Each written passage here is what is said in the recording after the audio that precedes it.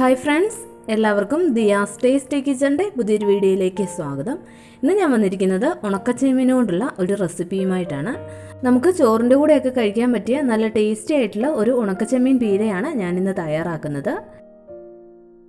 ആദ്യം ഞാൻ ഈ ഉണക്കച്ചെമ്മീനൊക്കെ ഒന്ന് വറുത്തെടുക്കുന്നുണ്ട്. എന്നിട്ട് ഇതുപോലെ ഇതിൻ്റെ തോടൊക്കെ ഒന്ന് കളഞ്ഞെടുക്കണം. അതിനുശേഷം ഇതിൻ്റെ തോടൊക്കെ നമുക്കൊന്ന് മുറത്തിലിട്ട് പേറ്റി കളഞ്ഞിട്ട് നമുക്കിത് നന്നായിട്ടൊന്ന് കഴുകി വൃത്തിയാക്കി എടുക്കാം. ഇപ്പോൾ ഞാൻ ഈ ഉണക്കച്ചെമ്മീൻ്റെ തോടൊക്കെ കളഞ്ഞെടുത്തിട്ടുണ്ട്. ഇനി ഇത് നന്നായിട്ടൊന്ന് കഴുകിയെടുക്കണം. നമുക്ക് കടയിൽ നിന്ന് പാക്കറ്റിൽ വാങ്ങാൻ കിട്ടും ഇങ്ങനെ തോടൊക്കെ കളഞ്ഞ ചെമ്മീൻ. അപ്പോൾ അത് വാങ്ങിയാലും മതി. പിന്നെ നമുക്ക് ഈ ചെമ്മീൻ പീര വയ്ക്കാൻ വേണ്ടിയിട്ട് വേണ്ടത് തേങ്ങയാണ്. അപ്പോൾ ഞാൻ ഒരു തേങ്ങ പൊടിച്ചിട്ട് അതിൻ്റെ ഒരു മുറി ചിരകി എടുക്കുന്നുണ്ട്. അപ്പോൾ നമുക്ക് ഒരു മുറി തേങ്ങയാണ് ഇതിലേക്ക് വേണ്ടത്.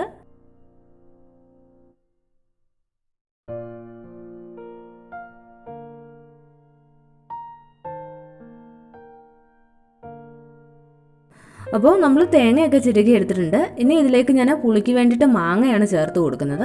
അപ്പോൾ അതിനായിട്ട് ഞാൻ ഒരു മാങ്ങയും പറിച്ചെടുത്തിട്ടുണ്ട്. ഇതിൽ പുളിക്ക് വേണ്ടിയിട്ട് മാങ്ങ ചേർക്കണമെന്നില്ല. ഇപ്പോൾ മാങ്ങയുടെ സീസൺ ആയതുകൊണ്ട് ഞാൻ മാങ്ങ ചേർത്ത് കൊടുക്കുന്നതാണ്. അതല്ലാന്നുണ്ടെങ്കിൽ കുടംപുളി ചേർത്ത് കൊടുത്താലും മതി. അപ്പോൾ ഞാൻ ഈ മാങ്ങയുടെ തൊലിയൊക്കെ ചെത്തി എടുത്തിട്ടുണ്ട്. ഇതിപ്പോൾ നല്ല പുളിയുള്ള മാങ്ങ, അതുകൊണ്ട് കുറച്ച് മാത്രം മതിയാവും.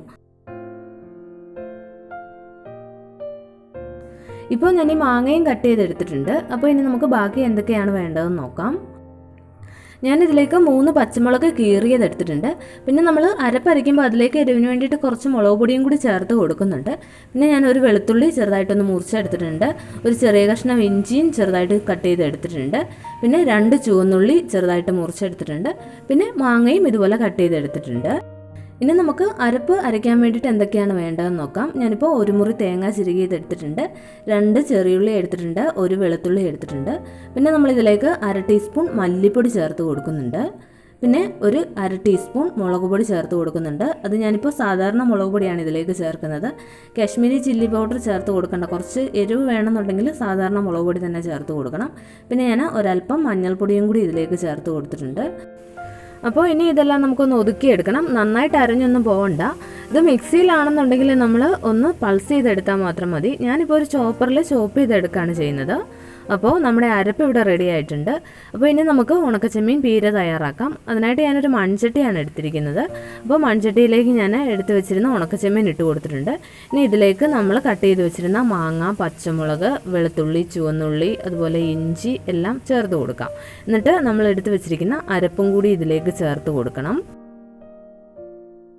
ഇപ്പോൾ നമ്മൾ എടുത്ത് വെച്ചിരുന്ന അരപ്പും കൂടി ഇതിലേക്ക് ചേർത്ത് കൊടുത്തിട്ടുണ്ട്.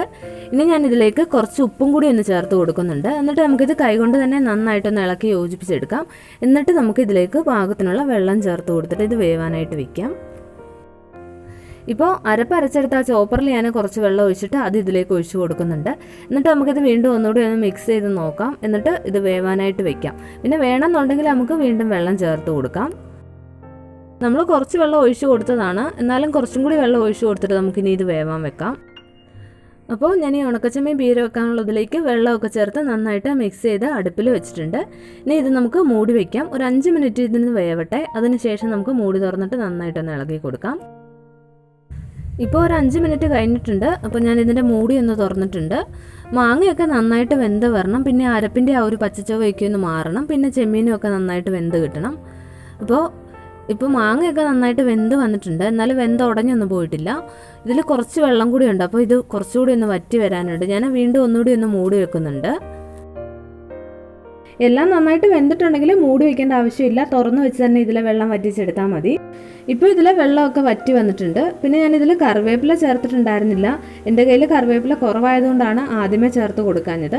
അപ്പോൾ കറിവേപ്പില ഉണ്ടെന്നുണ്ടെങ്കിൽ ആദ്യമേ അരപ്പൊക്കെ ചേർക്കുന്ന കൂടെ തന്നെ ചേർത്ത് കൊടുക്കുക.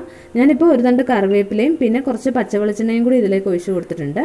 ഇനി ഇത് നന്നായിട്ടൊന്ന് ഇളക്കി യോജിപ്പിച്ചെടുക്കാം.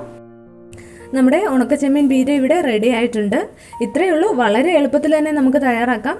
നല്ല ടേസ്റ്റിയുമായിട്ടുള്ള ഒരു ചെമ്മീൻ പീരയാണ്. ചോറിനൊക്കെ കൂട്ടാൻ പറ്റിയ നല്ല ടേസ്റ്റി ആയിട്ടുള്ള ഒരു കറിയാണ്. അപ്പം എല്ലാവരും ഇതുപോലെ തന്നെ ട്രൈ ചെയ്ത് നോക്കുക. ഇന്നത്തെ എൻ്റെ ഈ വീഡിയോ ഇഷ്ടമായെങ്കിൽ എൻ്റെ ചാനൽ സബ്സ്ക്രൈബ് ചെയ്യാനും വീഡിയോസൊക്കെ ഷെയർ ചെയ്യാനും മറക്കരുത്. താങ്ക്